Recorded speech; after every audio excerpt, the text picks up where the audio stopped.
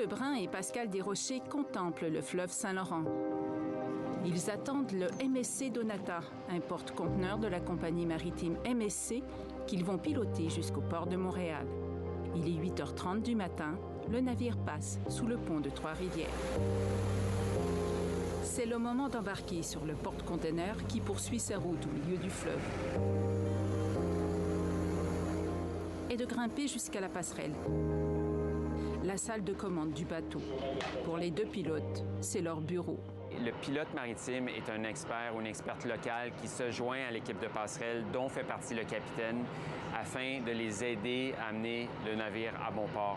Il ne réside pas à bord, il ne fait pas partie de l'équipage permanent. Chaque bateau commercial qui navigue sur le fleuve Saint-Laurent, entre les Escoumins et les Grands Lacs, est manœuvré par des pilotes. Ils sont 230 à assurer les différents tronçons qui sectionnent le fleuve. La Corporation des pilotes du Saint-Laurent central, fondée en 1873, rassemble les 126 pilotes qui naviguent entre Québec et Montréal. 208, please. Simon et Pascal font les allers-retours Trois-Rivières-Montréal. Quelques 120 km et une soixantaine de courbes à faire prendre à ces mastodontes de la mer. Le MSC Donata mesure 255 mètres de long par 32 de large.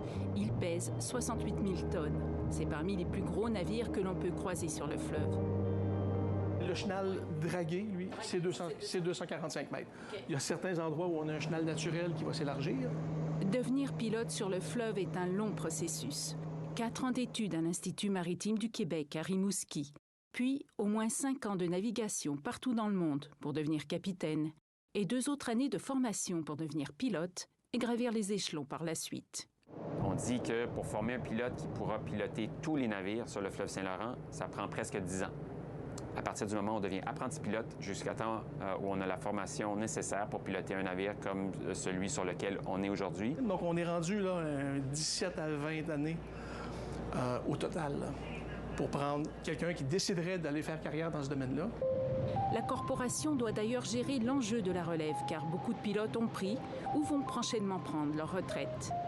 Un métier très bien payé, en moyenne 300 000 $ par an, mais très stressant et exigeant.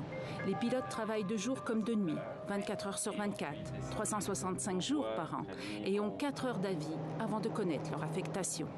Donc, la gestion de notre sommeil et de notre repos est un défi personnel qu'il faut bien gérer. Tous les ans, 6 000 navires naviguent sur le fleuve Saint-Laurent et les pilotes de la Corporation des pilotes du Saint-Laurent central font 14 000 affectations annuellement. Autrement dit, toutes les 40 minutes, jour et nuit, un pilote embarque sur un navire entre Québec et Montréal. Et ces pilotes sont un maillon central dans la chaîne de l'économie canadienne. C'est la horte économique du Québec et d'une grande partie du Canada, c'est le fleuve Saint-Laurent. 80 de ce qui se ramasse sur les tablettes des commerces ont transité par le fleuve. C'est des milliards dans l'économie canadienne qui transitent sur le fleuve. Alors, c'est une artère économique de première importance. Notre principal outil pour naviguer dans ce secteur sont les radars. Côté sécurité, rien n'est laissé au hasard. En plus des instruments de navigation qui sont sur les navires, les pilotes apportent leur GPS et cartes électroniques afin de coupler les données et vérifier qu'il n'y a pas d'erreur, une démarche indispensable quand il n'y a pas de visibilité. Notre bilan de sécurité, c'est 99,95 des transits se font sans aucun incident. C'est un peu ça qui nous hante, entre guillemets, c'est qu'on ait un bris mécanique dans des endroits plus délicats ou lorsqu'on rencontre un autre navire, si on avait une panne machine.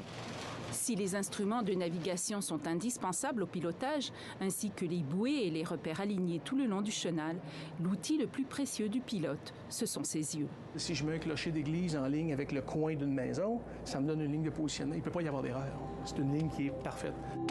La navigation hivernale est un défi supplémentaire pour les pilotes, avec la brume, les tempêtes de neige, les glaces sur le fleuve. D'où l'importance d'avoir ces experts à la barre sur ce fleuve réputé capricieux. Ils sont d'ailleurs assignés à un seul tronçon durant toute leur carrière. C'est la nature même du travail du pilote, c'est de connaître par cœur un tronçon particulier. On est vraiment un expert de la navigation locale.